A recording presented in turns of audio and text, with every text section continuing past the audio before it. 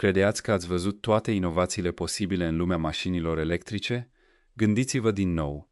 Elon Musk tocmai a lansat un motor care nu intră în competiție, ci o încheie definitiv. Fără schimbări de treaptă, fără întârzieri, fără limită de viteză sau autonomie, ci doar o putere lină și tăcută, care pare mai degrabă science fiction decât realitate. Este feroce, este impecabil și ar putea îngropa concurența odată pentru totdeauna. Vă întrebați cum a reușit acest lucru și ce înseamnă pentru viitorul condusului? Pregătiți-vă, călătoria începe acum. Motorul care a schimbat totul. Tesla a răsturnat regulile jocului în privința motoarelor electrice. De ani buni, compania conduce cursa vehiculelor electrice. Dar acum au făcut ceva mult mai revoluționar. În loc să perfecționeze un design deja existent, au dezvăluit un motor atât de avansat încât ar putea face totul altceva depășit. Iar acest motor poate accelera o mașină de 2 tone de la 0 la 100 de km pe oră în doar 2 secunde. Am zărit prima dată acest motor la evenimentul de livrare al Model S Plaid pe 10 iunie 2021, când Elon Musk a dezvăluit, aparent fără efort, o unitate de propulsie atât de compactă încât o singură persoană o poate ridica, dar suficient de puternică pentru a proiecta o limuzină obișnuită în teritoriul supercarurilor. În centrul acestei tehnologii se află un rotor înfășurat strâns în fibră de carbon. Poate nu pare impresionant la prima vedere, dar efectul este uluitor. Nu a existat niciodată un motor electric ca acesta. Practic, poți să-l ridici cu mâinile. La motoarele electrice clasice, componentele metalice se dilată sub căldură, se uzează sub presiune și în timp se defectează. De aceea au o limită de viteză și durabilitate. Tesla a rezolvat această problemă printr-un proces intern prin care înfășoară fibră de carbon în jurul unui rotor din cupru, sub o tensiune extrem de mare. Acest strat exterior fixează totul solid, menține rotorul permanent comprimat și păstrează un spațiu de aer extrem de fin între rotor și stator, ceea ce sporește eficiența și forța magnetică într-un mod nemai văzut până acum. Datorită acestei descoperiri, rotorul rămâne stabil chiar și la viteze extreme. Vorbim despre peste 20.000 de rotații pe minut, mult peste limita de 16.000 RPM la care majoritatea motoarelor de performanță cedează. MotorTrend a confirmat aceste viteze în teste și a validat că noul design Tesla funcționează cu aproape 25% mai rapid decât generația anterioară. Un salt fără precedent în ingineria motoarelor electrice. Ce înseamnă asta practic? Un motor care oferă mai mult cuplu, rămâne mai răcoros, are o greutate mai mică și rezistă la solicitări mai mari fără să piardă energie. Nu este vorba de o simplă actualizare, ci de o regândire completă a modului în care ar trebui construite motoarele pentru vehiculele electrice. Turația este atât de extremă încât doar forța centrifugă tinde să dilate rotorul. Iar Tesla nu s-a limitat doar la performanță, au reușit și la capitolul producție. Fiecare model S-Plaid folosește 3 astfel de motoare, generând împreună 1020 de cai putere și 1500 de lire picior de cuplu. Cu toate acestea, fiecare motor este suficient de compact pentru ca un singur inginer să-l poată ridica în timpul montajului. Practic, vorbim despre un motor electric pe care îl poți lua în brațe. Și mai impresionant, în cadrul Zilei Investitorilor din martie 2023, Tesla a anunțat că următoarea generație de unități de tracțiune nu va folosi deloc elemente din pământuri rare. Va necesita cu 75% mai puțin carbură de siliciu și va costa în jur de $1.000 la fabricare, o cifră care zguduie întreaga industrie, iar performanțele sunt de-a dreptul uluitoare.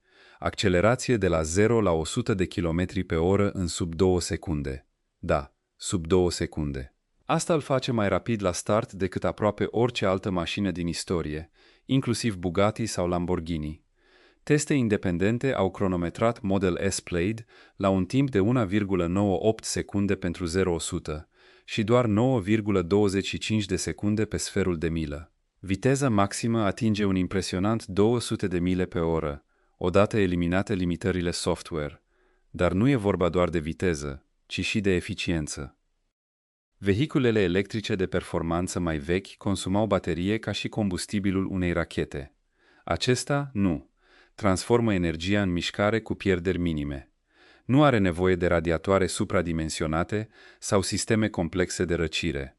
doar o funcționare curată și stabilă. E, cum să spun, periculos de bun. Și datele EPA confirmă exact asta. Pe jante de 21 de inch, Model S Plaid este omologat pentru 348 de mile autonomie și un consum combinat echivalent de 101 mile pe galon. Asta înseamnă aproximativ 334 de Wh pe milă. Un rezultat fenomenal pentru o mașină cu peste 1000 de cai putere.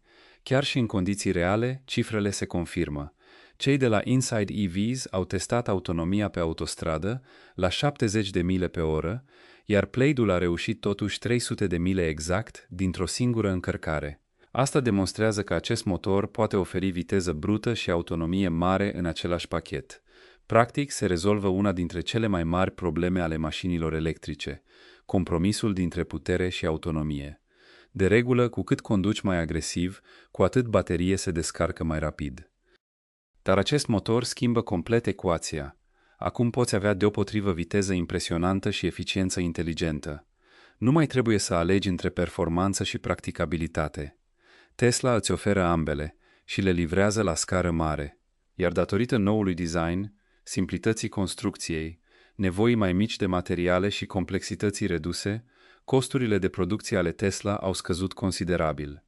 Fie că transferă aceste economii către clienți, fie că păstrează marja pentru ei, avantajul le rămâne. Când te distanțezi atât de mult, restul nu doar rămâne în urmă, ci se dezintegrează. Să vedem cum a reacționat concurența la acest șoc. Doborând concurența, rivalii Tesla rămân în urmă și o fac rapid. Nu cu mult timp în urmă, părea că cursa mașinilor electrice va fi una strânsă.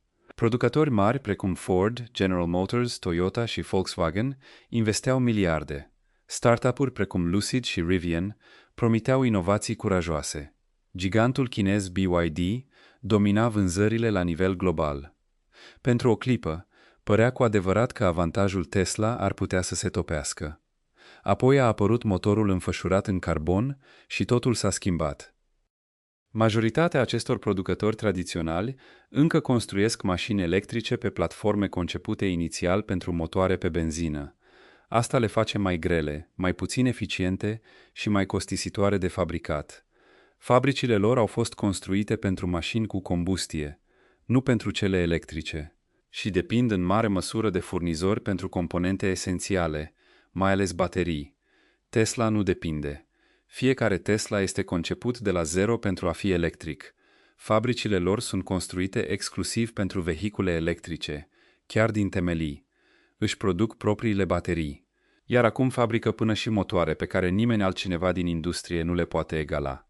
În timp ce alte companii se chinuie să ajungă la ultima descoperire majoră a Tesla, aceasta a trecut deja la pasul următor. Să ne uităm la Ford. Compania a promis aproximativ 50 de miliarde de dolari pentru dezvoltarea vehiculelor electrice până în 2026.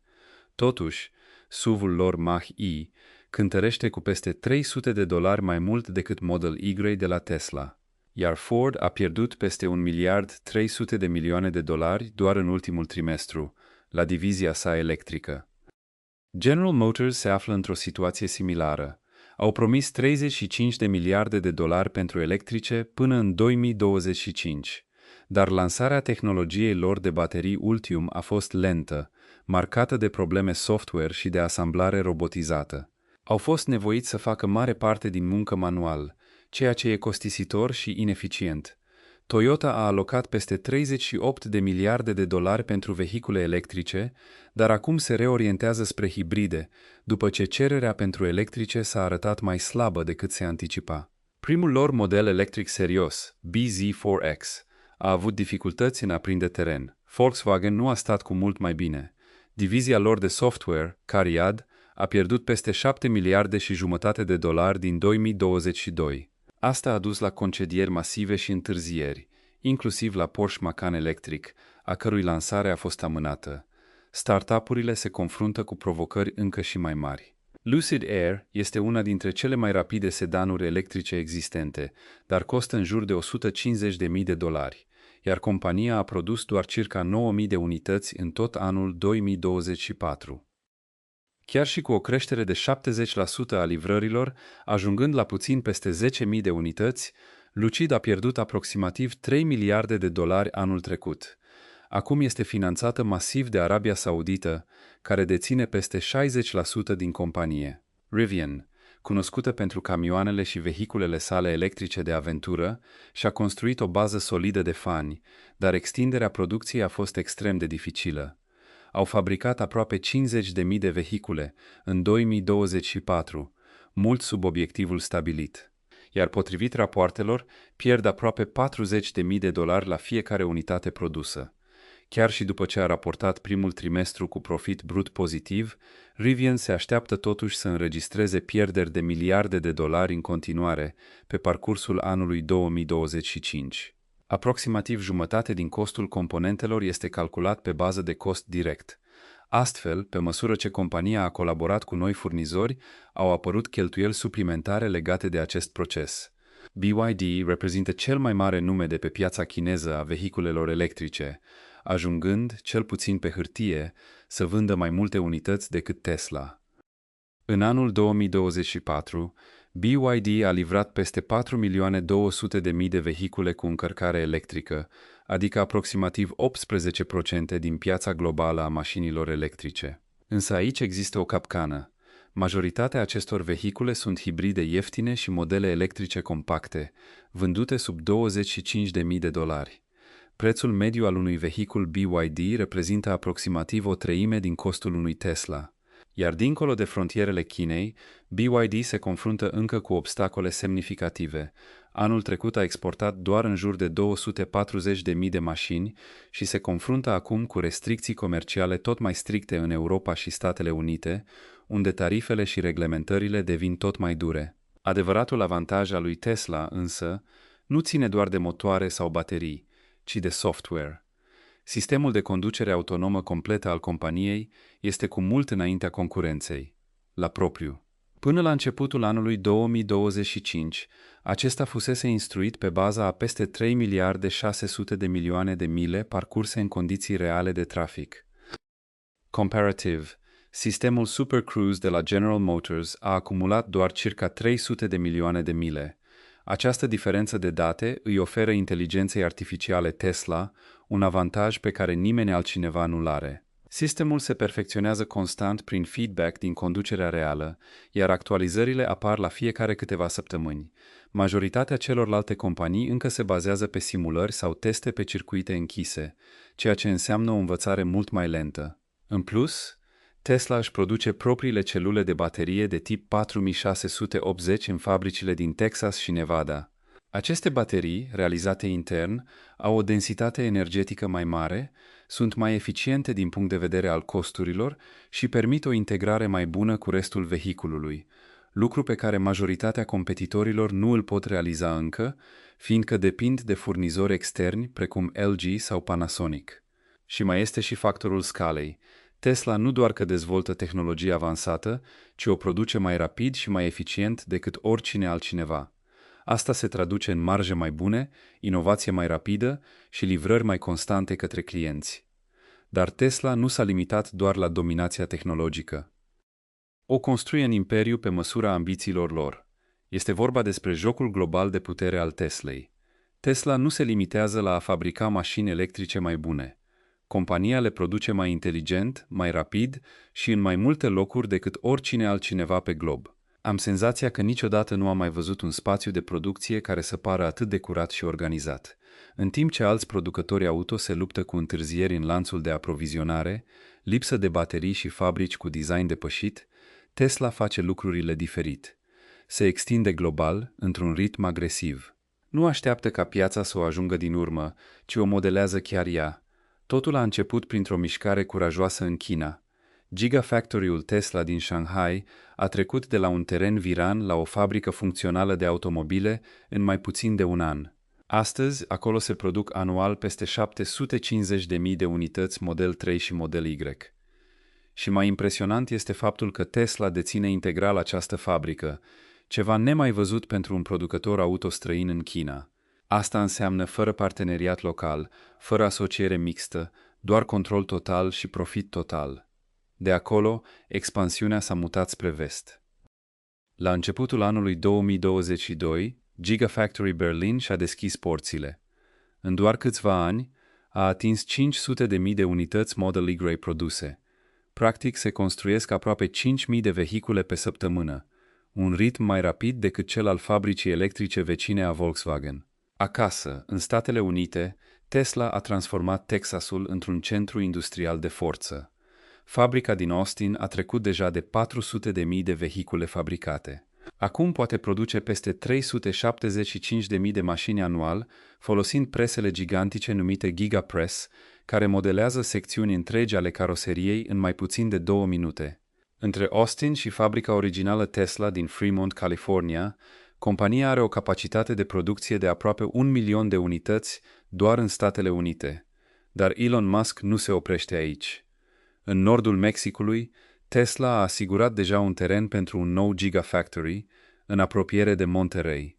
Probabil cea mai importantă veste a zilei este anunțul că vom construi o fabrică Gigafactory chiar în Mexic. Planul prevede investiții de până la 10 miliarde de dolari și crearea a peste 20.000 de locuri de muncă. Dacă totul merge conform așteptărilor, producția ar putea începe încă din anul 2026. În același timp, Tesla își extinde discret prezența în zone complet noi ale globului. La începutul anului 2024, compania și-a inaugurat prima locație din America de Sud, chiar în Santiago, Chile. Nu este doar un showroom, ci și un centru de service și un punct de supercharger. A urmat Arabia Saudită. În aprilie 2025, Tesla a lansat un magazin emblematic și un centru de service în Riyadh, cu alte locații planificate pentru Jeddah și Dammam. Acest pas se aliniază cu obiectivul viziunii 2030 a Arabiei Saudite, care vizează ca cel puțin o treime din mașinile din capitală să fie electrice. Următoarea țintă este India. În martie 2025, Tesla a început negocieri pentru a vinde vehicule importate, în timp ce pregătește construcția unei fabrici locale. Potrivit politicii indiene privind vehiculele electrice, un solicitant aprobat trebuie să investească 500 de milioane de dolari pentru a înființa o unitate locală în India, în termen de 3 ani. Scopul este de a intra pe piață înainte ca boomul vehiculelor electrice din India să înceapă cu adevărat și de a câștiga încrederea cumpărătorilor înainte ca mărcile locale să se ridice. Iar aici se află adevăratul secret din spatele acestei expansiuni, nu doar unde construiește Tesla, ci cum fiecare Gigafactory este plină de automatizări. În interior, roboți giganți, mașini masive de matrițare prin injecție și linii de producție rapide lucrează împreună pentru a reduce costurile și a accelera producția. Cel mai nou concept de fabricație al Tesla, dezvăluit printr-un brevet, implică construirea simultană a unor secțiuni întregi ale unei mașini, care apoi sunt asamblate la final precum piesele de Lego.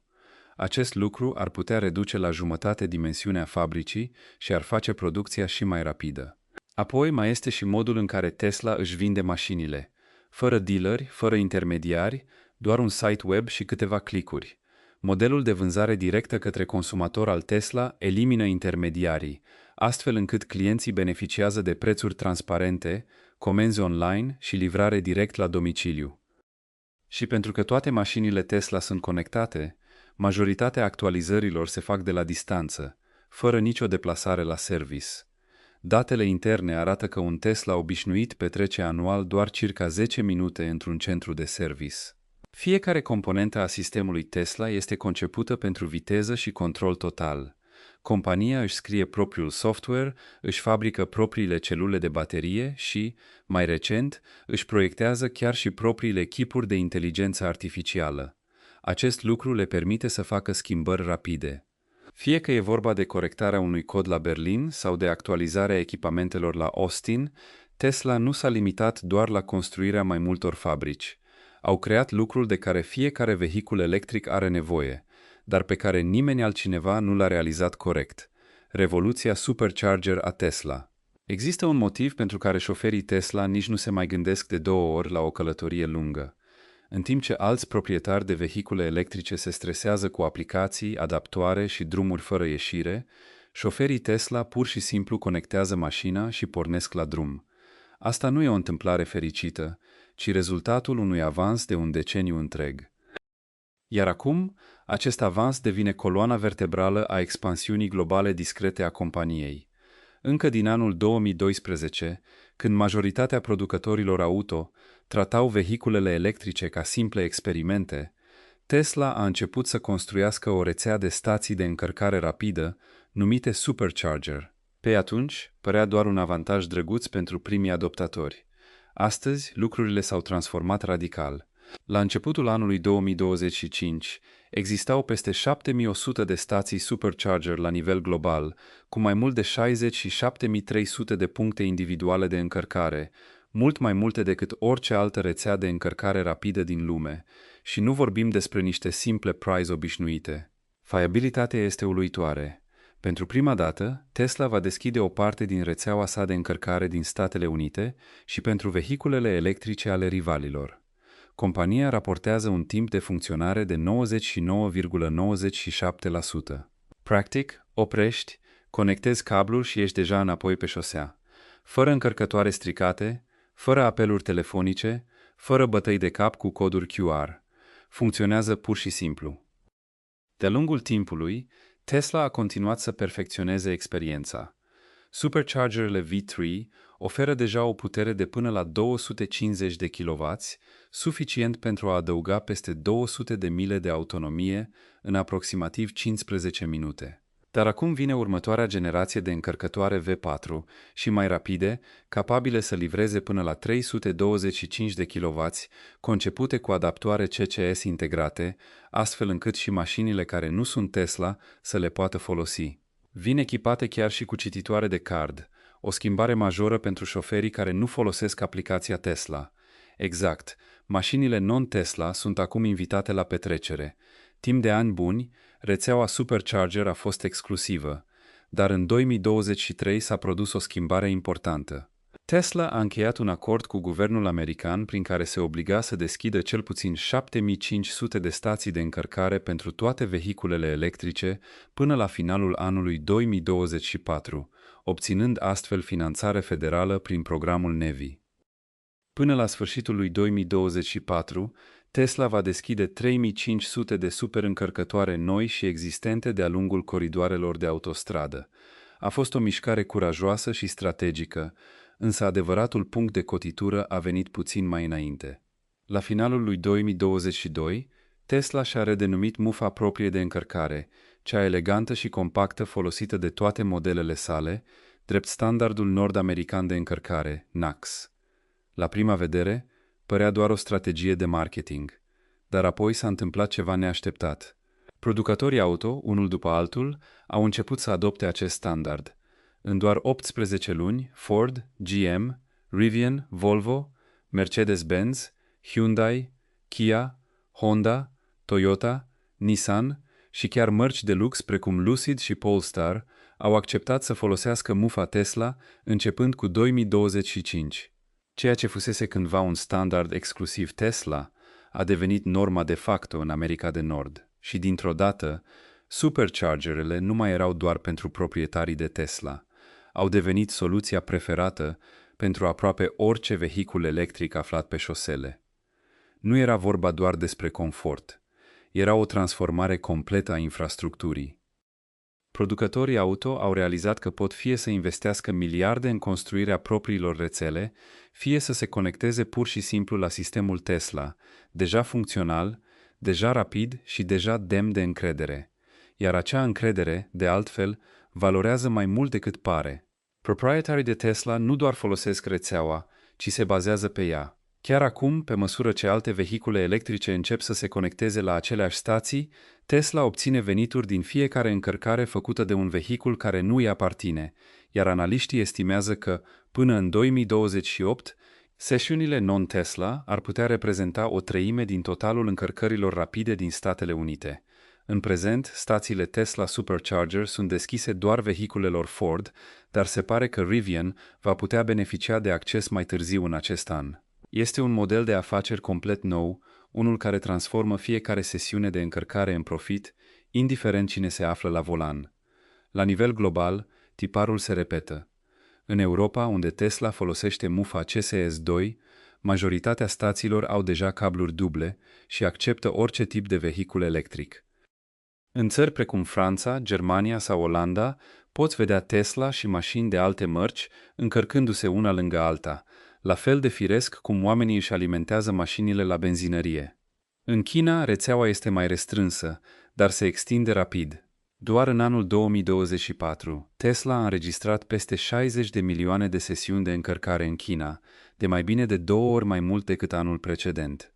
O asemenea amploare transformă rețeaua într-un adevărat obicei, nu doar într-un serviciu. Și Tesla nu încetinește ritmul. Se construiesc noi stații gigantice, cu peste 100 de locuri de încărcare, acoperișuri solare și baterii de tip Megapack, menite să reducă presiunea asupra rețelei electrice locale.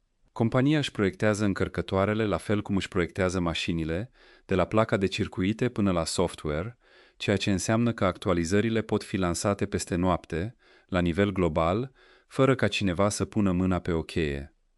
Frumusețea întregului sistem stă în cât de simplu se simte totul pentru șofer. Te oprești, conectezi cablul, îți iei o gustare, iar când te întorci, mașina ta este deja pregătită. Nu ai nevoie de aplicații, nu trebuie să suni la vreun serviciu clienți, nu trebuie să te chinui să afli ce mufă se potrivește. Un singur conector, un singur sistem, un singur brand, care s-a gândit la asta cu mult înainte de restul. Încărcarea rapidă te readuce pe drum, iar Tesla are, de multă vreme, cea mai bună rețea de încărcare din lume. Fără ofensă, Ford, dar așa e adevărul. Însă arma secretă a companiei este ceea ce face fiecare kilometru mai inteligent decât precedentul. Bestia ascunsă de inteligența artificială a Tesla. Am menționat mai înainte avantajul software al lui Tesla, dar ceea ce alimentează cu adevărat acest atu este ceva ce puțini oameni au ocazia să vadă. În culise se află o mașinărie extrem de puternică și construită special, care schimbă felul în care Tesla își învață mașinile să se conducă singure. Se numește Dojo. Și, chiar dacă nu are strălucirea unei lansări noi de vehicul, ea este adevăratul motiv pentru care Tesla rămâne mereu cu un pas înainte. Încă înainte ca inteligența artificială să domine știrile, Tesla decisese deja că nu putea aștepta ca altcineva să construiască instrumentele de care avea nevoie. Compania nu voia să se bazeze pe servere cloud închiriate sau pe chipuri obișnuite disponibile pe piață. Așa că, în 2021, la prima lor zi dedicată inteligenței artificiale, Elon Musk a dezvăluit ceva care a uimit întreaga lume tehnologică.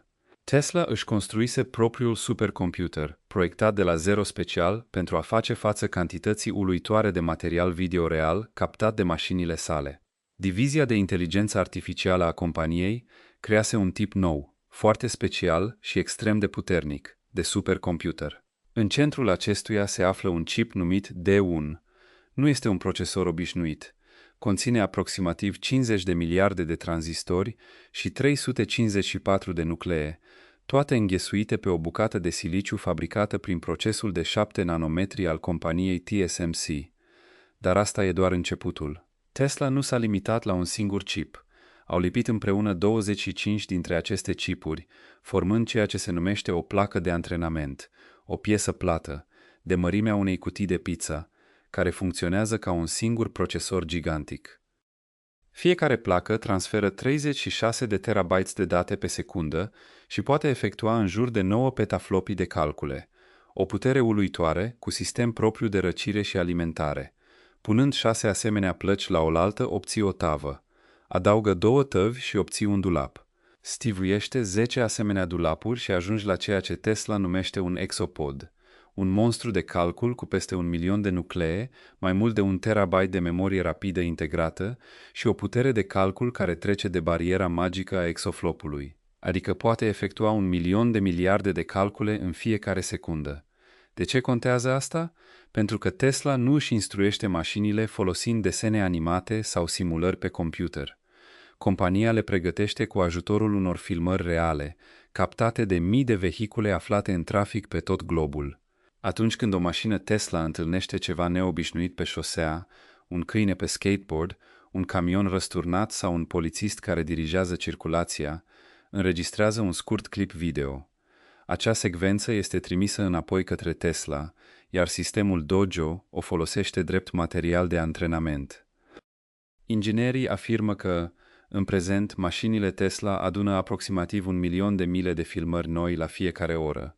Un asemenea volum ar bloca un centru de date obișnuit, dar Dojo a fost conceput exact pentru asta, transferând datele prin rețeaua sa proprie de chipuri în blocuri masive. Pe măsură ce se produc tot mai multe chipuri și plăcuțe Dojo, costurile scad, reducând întârzierile și pierderile de energie. Datorită modului în care a fost construit, Dojo poate instrui un model nou de percepție în doar câteva zile, ceva ce altor companii le-ar lua săptămâni întregi. Asta îi permite Teslei să lanseze actualizări tot mai inteligente ale sistemului de conducere autonomă aproape o dată la 2 săptămâni. Și deși viteza impresionează, costul ar putea conta chiar mai mult. Din cauza penuriei de GPU-uri și a prețurilor astronomice, achiziționarea unor chipuri de top precum H100 de la Nvidia a devenit extrem de scumpă, iar așteptarea poate depăși un an. Elon Musk le-a spus investitorilor că a continua să depindă de aceste chipuri ar fi o nebunie financiară. Așa că Tesla a făcut ceva de neconceput și și-a construit propriul siliciu. Compania a investit deja peste $1 miliard în Dojo, iar surse din interior spun că suma crește rapid, mai ales acum că o a doua fabrică se pregătește să devină operațională în Palo Alto.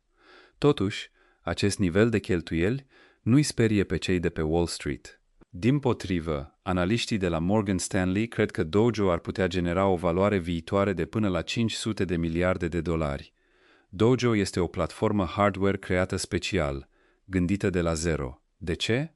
Pentru că, dacă Tesla reușește să reducă drastic costurile antrenării propriei inteligențe artificiale deținând fiecare componentă a sistemului, ar putea într-o zi să pună această putere la dispoziția altora, lansând astfel un serviciu complet nou de tip AI ca serviciu. Chiar dacă acea cifră impresionantă nu se materializează pe deplin, fiecare oră în care o placă D1 antrenează inteligența artificială a Tesla este o oră în care compania nu plătește pe altcineva pentru chipuri, energie sau putere de calcul. Adevărata magie de aici nu ține doar de putere, ci de ceea ce face Tesla cu ea. Să spunem că o mașină Tesla din Phoenix înregistrează o situație de condus ciudată într-o noapte cu ploaie. Astfel imaginii pot ajunge în memoria lui Dojo în doar câteva ore. Dacă acel moment scoate la iveală o slăbiciune în modul în care inteligența artificială actuală gestionează ploaia sau reflexiile, o actualizare nouă poate fi antrenată, testată și lansată în câteva zile. Mașina devine mai inteligentă. Dacă actualizarea mai are nevoie de ajustări, mai multe imagini se întorc în Dojo, iar procesul se repetă. Acest ciclu, captare, antrenare, actualizare, repetare, este ceea ce face ca sistemul Tesla să evolueze constant, ca un organism viu. Majoritatea producătorilor de mașini lansează o actualizare odată la 3 luni. Tesla o face la fiecare câteva săptămâni. Și, chiar dacă unii critici spun că viteza și puterea brută nu garantează automat un viitor sigur al conducerii autonome, ceea ce are Tesla prin Dojo este ceva ce nimeni altcineva nu deține: independență totală. Dacă prețurile chipurilor cresc brusc sau guvernele restricționează exporturile, Tesla nu rămâne blocată în așteptare. Ei controlează întregul lanț, de la hardware la date, până la software-ul care leagă totul. Și pentru că Dojo nu este limitat la o singură utilizare, ar putea într-o zi să alimenteze mult mai mult decât simple mașini autonome. Același sistem care ajută mașinile să recunoască semafoarele ar putea antrena roboții umanoizi ai Tesla sau optimiza consumul de energie în rețelele lor solare și de baterii. Totul se bazează pe aceeași fundație flexibilă. Pentru majoritatea șoferilor Tesla, Dojo este invizibil. Nu vor vedea niciodată serverele, nici nu vor simți ventilatoarele de răcire. Ce vor observa, în schimb, este că mașina lor a devenit